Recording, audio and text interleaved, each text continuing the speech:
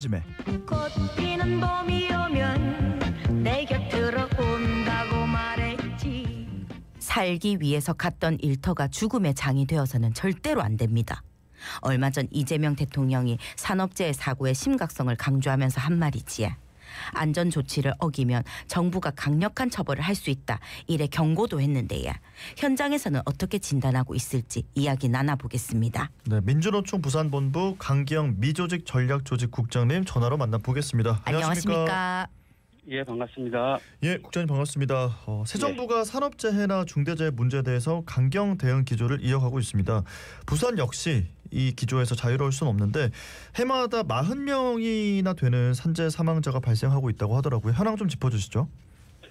예, 부산 지역도 매년 약 40명가량의 산재 사망자가 발생하고 있습니다. 예.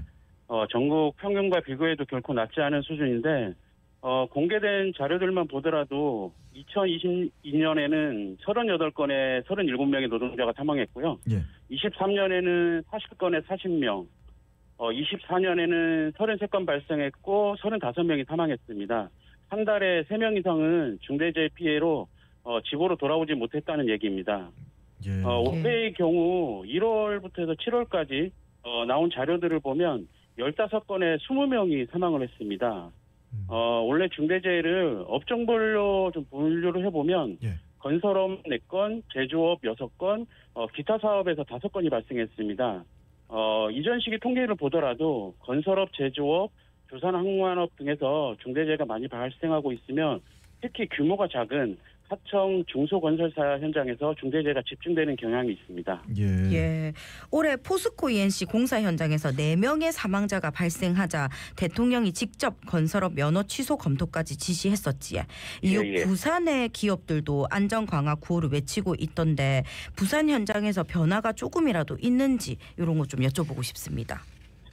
대통령의 건설업 면허 취소 검토 메시지는 이전부터도 부산 주요 건설사 공공 발주기관들은 안전 최우선 구호를 내세우고 있기는 합니다. 예. 실제로는 어떤 변화가 있는지가 문제라고 보이는데요. 일부 변화는 있습니다. 안전 조직을 강화한다거나 안전 장비를 도입하는 등 노력은 하고 있지만 아직 눈에 띄는 구조적 변화라고는 보기는 어렵습니다. 이미 구조는 하청 다단계 구조를 만들어 이익을 높여내고 있기 때문에 그 이익을 감소시키면서까지 구조적 변화를 할 거라 보지는 않습니다. 예. 하청 다단계 구조 속에서 현장 안전관리가 여전히 허술한 경우가 많습니다. 기대하는 바는 이런 구호가 보여주기식에 그치지 않고 발주처, 원청 시공사에서 안전을 직접적으로 책임지던가 아니면 그나마 하청 도급사에 안전과 관련한 비용을 현실적으로 제공해주는 변화가 정착돼야 한다고 봅니다. 네. 예. 자, 지금 또 이재명 대통령이 하청 또 외주업체 위험한 업무를 떠넘기는 이른바 위험의 외주화를 지적했었는데 이 문제는 굉장히 긴 시간 지적이 됐던 부분이지 않습니까? 여기에 대해서 좀 해주실 이야기가 있을까요? 조금 전 질문에 답변에도 얘기 드렸지만 예. 위험한 일일수록 하청, 재하청 노동자에게 떠넘기는 구조가 고착돼 있습니다. 네. 예. 위험의 외주화를 넘어서 위험의 작업에 이주 노동자들을 고용하는 위험의 이주화 또한 문제가 되고 있습니다. 예. 이런 문제들은 값싼 인건비에 의존하는 구조, 그리고 이익을 위해서는 위험보다 비용 감소를 추구하는 기업 문화가 단순 사고를 넘어서 생명 위협으로 연결되고 있는 거라 봅니다. 원청이 하청, 재하청 중대재해 발생에 대한 책임을 회피하지 못하도록 제도적으로 관리 책임의 범위를 넓히는 게 필요합니다. 네. 예, 산업재해 해결 방안으로는 입찰 자격 박탈, 금융 제재, 안전관리 미비 사업장 신고에 대한 파격적 포상급 지급 등을 대통령이 직접 제시했습니다. 특히 과징금 제도에 대해서 원청의 책임을 강화하는 내용이 꼭 들어가야 한다고 강조했는데 이런 방안들에 대해서는 어떻게 생각하시는지 여쭤보겠습니다. 예, 매출의 일정 비율을 과징금으로 부과한다는 건 다른 이점, 유럽에 있는 국가들의 제재 방식과 비슷하게 사전에 더 철저히 관리하게 만드는 효과가 있을 수도 있습니다. 하지만 이재명 정부가 어떻게 다룰지는 모르지만 예. 이전 정부의 안전 정책이라는 것은 기업에 자율적으로 안전보건 예방 조치를 하는 것이었습니다. 노동부도 법에 명시된 산업안전보건법상 안전조치 위반 여부에 대해서 처벌을 위한 단속을 하는 것이 아니라 기업의 자율 예방 체계를 만들도록 점검하는 형태였습니다. 이윤 추구가 목적인 기업이 스스로 안전 비용을 지불하면서 조치를 한다는 것은 우리나라의 기업 문화상 볼 때 불가능하다고 봅니다. 제재가 필요한 거죠. 민주노총 부산본부도 부산시에 이전부터 요구했던 것이 중대재해가 한 건이라도 발생하거나 산재가 다수 발생하는 광급공사부터 입찰 자격에 제재를 가해야 한다고 요구했었는데요. 네. 부산시가 그렇게 하고 있는지도 의문입니다. 네. 자, 또 짚어볼 부분에 중대재해가 빈발하는 업체에 대해서 제재를 강화하겠다. 건설안전특별법 제정의 속도가 이제 붙을 걸로 보이는데요.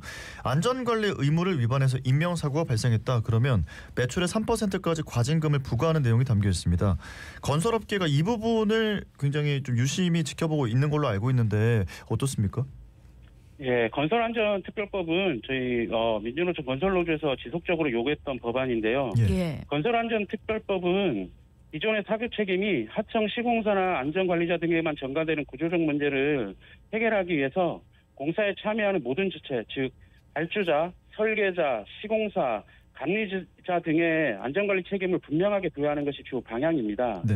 따라서 실제로 사망사고가 발생하면 안전관리 의무를 소홀히 한 시공사에 연매출의 최대 3% 과징금 또는 1년 이하의 영업정지가 부여되는 것이 주요 내용입니다. 즉 과거 하청에게만 집중되던 책임 구조가 바뀌어 건설 현장 안전관리가 소홀해 인명사고가 발생할 경우에는 원청이 법적, 금정적 책임을 부담하는 구조로 개정된다는 것입니다.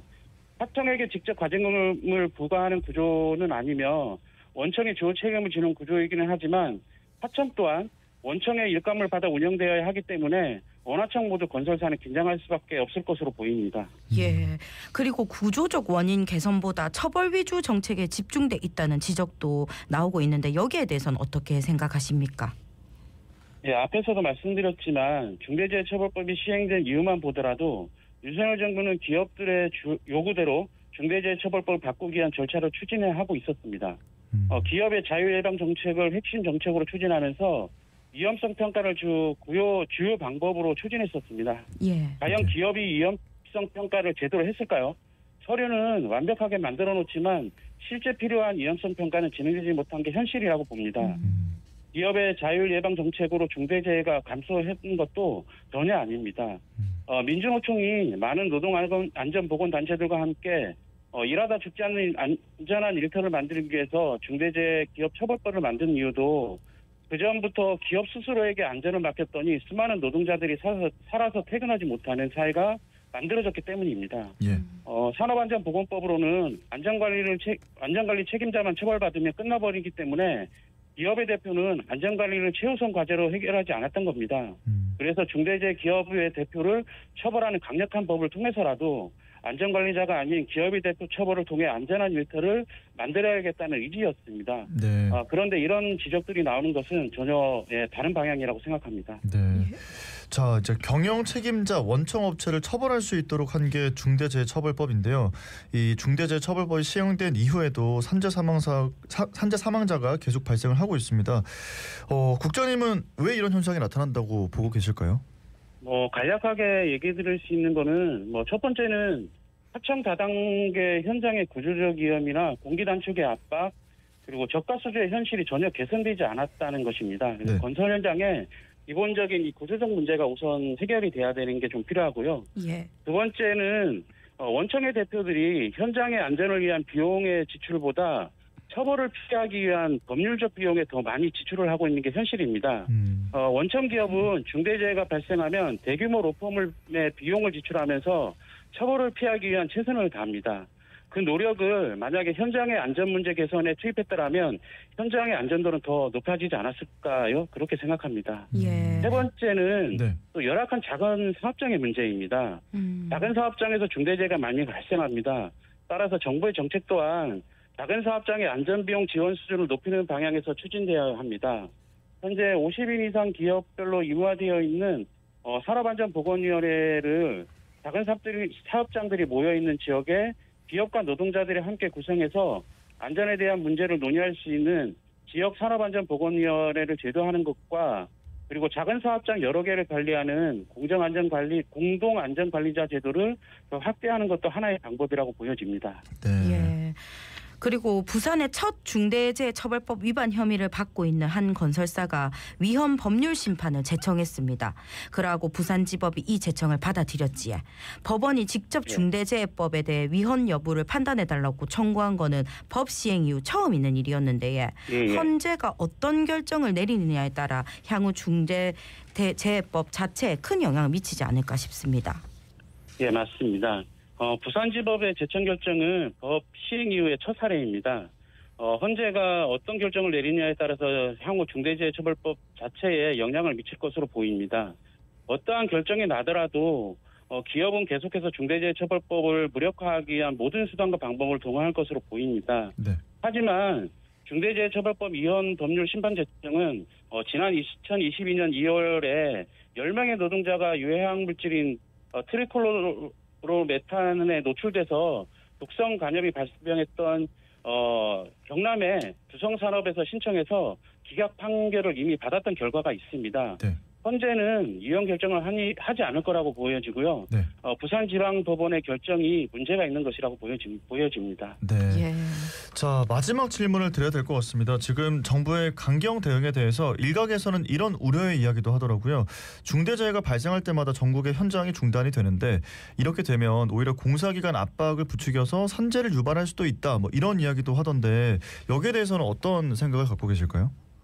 예, 공기단축의 문제는 중대재해가 발생해서 나오는 조치로 인해서 생기는 게 아닙니다.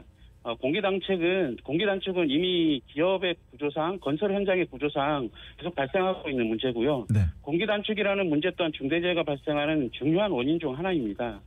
현장의 안전점검을 위해서 공사가 중단되는 정도의 비용은 사람의 생명을 살리기 위해서는 당연히 지불해야 할 비용이 아닌가 생각합니다. 예.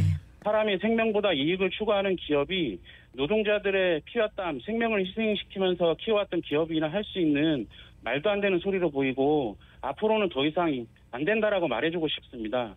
노동자의 생명을 담보로 기업이 성장할 수 없다는 명확한 기준을 만들어내야 합니다. 네, 알겠습니다. 자, 마지막으로 짧게 지금 방송 듣고 계시는 분들께 남기고 싶은 말씀이 있다면요? 예, 원래도 중대재해가 계속 발생하고 있습니다. 하지만 이런 중대재해가 발생함에 따른 조치들은 너무 느리게 적용되고 있습니다. 그래서 새롭게 된 이재명 정부에서도 산업 안전에 대한 문제들을 계속적으로 빠르게 추진하겠다고 얘기를 하고 있지만 실제 조치들이 노동 현장에 적용될 수 있게끔 빠른 법 제도적 보완을 해주기를 바랄 뿐입니다. 네, 알겠습니다. 오늘 말씀은 여기까지 듣겠습니다. 고맙습니다. 고맙습니다. 네, 감사합니다. 네, 지금까지 민주노총 부산본부 강기영 미조직 전략 조직국장님과 이야기 나눠봤습니다.